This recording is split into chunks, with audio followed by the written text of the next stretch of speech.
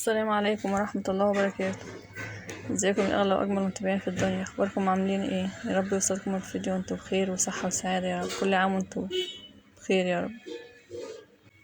حبايب قلبي، لو بتشوفوا قناتي لأول مرة اشتركوا فضلا وليس امرا ليوصلكم كل جديد، فعلوا زر الجرس. ان شاء الله في وصفات جميلة جدا معايا 4 حبات من البطاطس. هي وصفة بطاطس لذيذة وجميلة واقتصادية، مفيهاش تكلفة وأي حد يقدر يعملها. قطعتها بالطريقة ديت كده وهنحطها في مية تتسلق، نحط الملح بتاعها معاها وهنسيبها تتسلق. ما خدتش وقت عشان متقطعة صغير. ديك بيدا سامعين عشان بسجل بالنهار الأصوات من هنا ومن هنا.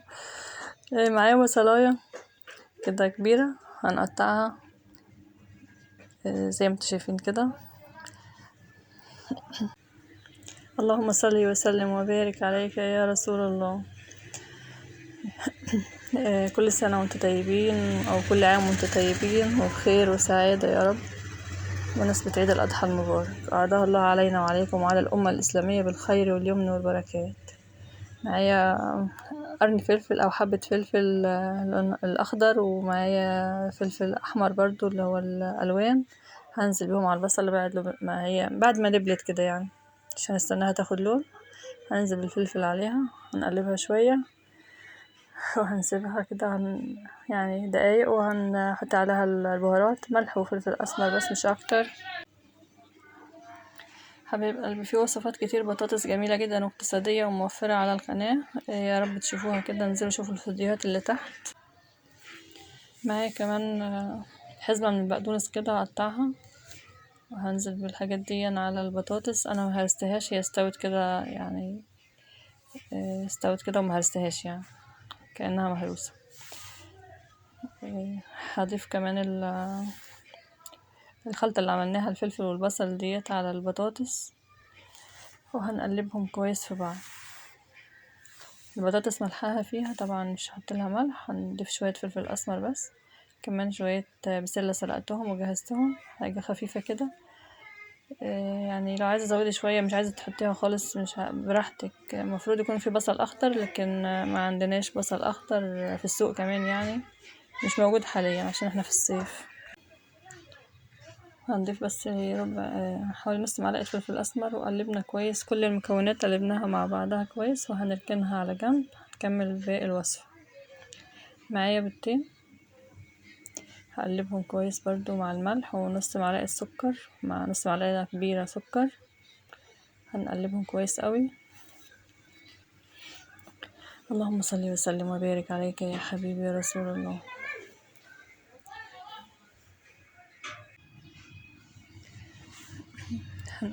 هننزل معايا كمان نص لتر حليب. نص لتر حليب هنزل شوية شوية، مش هنزل بيه كله مرة واحدة، عشان هننزل ب200 جرام دقيق عشان ما يكتلش كده. نقلبه شوية شوية. كوبايتين دول 200 جرام، كوباية فيها 100 جرام. هقلبه زي ما انتوا شايفين كده حبايبي قلبي. طبعا الكلام ده للبنات الصغيرين، كل الكبار عارفين. قلبنا شوية، وهننزل كمان شوية شوية من الحليب. نزلت شوية شوية كده لحد ما لقيت بقى خلاص ما فيش اي كتل خالص. نزلت بالكمية كلها، نص لتر حليب يعني هتحط نص كيلو. مش عبرت بقى في كوبايات بصراحة، نسيت. عشان نص كيلو ما هوش مشكلة، ممكن تشتري الكيلو هتقسميه نصين. عملنا العجينة زي الكريب كده، هي تعتبر نفس عجينة الكريب يعني.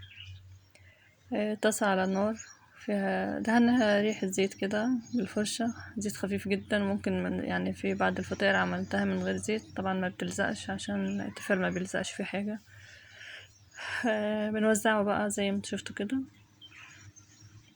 زي ما انتوا شايفين كده. بنوزعه من الجنب كده، بنشوف استوى من اي جنب، وبنحركها شوية شوية. كلها وصفة جميلة وسهلة واقتصادية. هي بطاطس اي نعم، لكن مختلفة في طريقة التقديم، مختلفة في المكونات. يعني بطاطس بس بشكل جديد. ان شاء الله تعجبكم يا رب. بنبص كده من الجناب كده ونشوفها استوت، عايزة تقلب على الوش تاني بنقلبها. جميلة جدا. طعم الفطاير دي لوحدها مش محتاج حشو ولا محتاج حاجة. ان شاء الله طلع ريحتها جميلة جدا. شايفين عاملة ازاي؟ زيت خفيف جدا، مش عايزة تحطي زيت خالص مفيش مشكلة خالص. بنفس الطريقة هخلصهم كلهم، نقطتين زيت نوزعهم بالفرشة. حبيب قلبي ما تنسوش الاشتراك فضلا وليس أمرا، في وصفات كتير هتعجبكم لسه جاية يعني غير اللي قدمناه، حاجات اقتصادية وسهلة ومفيهاش تكلفة. على قد ما أقدر بحاول أقدم حاجات بسيطة، لأن الناس كلها ظروفها تعبانة وكلنا محتاجين الحاجات الخفيفة البسيطة. ده ما يمنعش ان احنا برضو بنقدم حاجات فيها لحوم وفيها جبن. الوصفة دي كان المفروض يكون فيها جبنة، وبصراحة انا جايبة الجبنة ومجهزاها من الصبح لكن نسيتها. ما فيش مشكلة خالص يعني، عايزين تحطوا جبنة فيها بتضيفوها مع المكونات اللي انضافت على البطاطس، مش عايزين تحطوا جبنة زي ما عملتها برضو مفيش اي مشكلة خالص. تحركيها كده يمين وشمال وبتقلبيها على الوشين وهتطلعيها. عملتهم كلهم بنفس الطريقة عشان اختصر وقت الفيديو، مش طبعا مش ينفع ان يفضل الفيديو شغال على كل حاجة. وكلكم حبايب قلبي عارفين الكريب ده او العجينة دي بتتعمل ازاي اكيد يعني. صراحة ريحتها تفتح النفس وشكلها يفتح النفس اكتر كمان. ان شاء الله شايفين عاملة ازاي، يا رب تعجبكم ان شاء الله. لسه في خطوة تانية هنعملها بعد الحشوة دي، تخليكم معايا للآخر عشان تشوفوا الفيديو كامل. طبعا هناخد بالمعلقة كده وبنفس طريقة حشوة الكريب هنطبق، او بأي طريقة تحبوا تعملوها اعملوها مش في مشكلة خالص. هنطبقه كده وهنلفه وهنركن. هعمل معاكم بس 2 والباقي موضوع سهل مش صعب يعني، وبتقفل اهيت ومش محتاجة حاجة، ما بتفتحش يعني.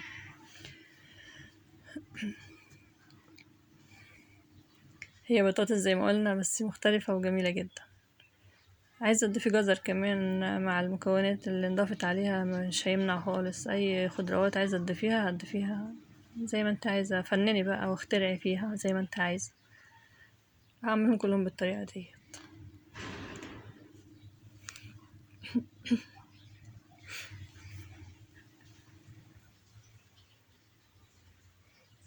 يا رب تعجبكم وصفتنا ان شاء الله.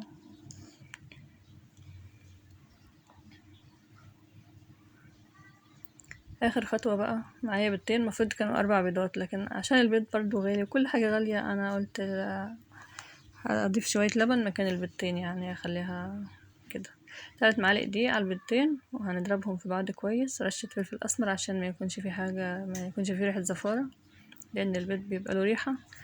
الفلفل الاسمر بيمنع ريحة البيض نهائي. هنضيف بقى شوية لبن عشان محتاجين نطري العجينة شوية.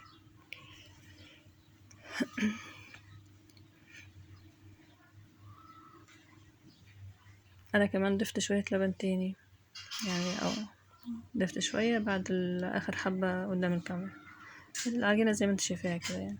معايا بقسماط او فتات الخبز، في ناس بتقول عن البقسماط فتات الخبز. بنغمس ال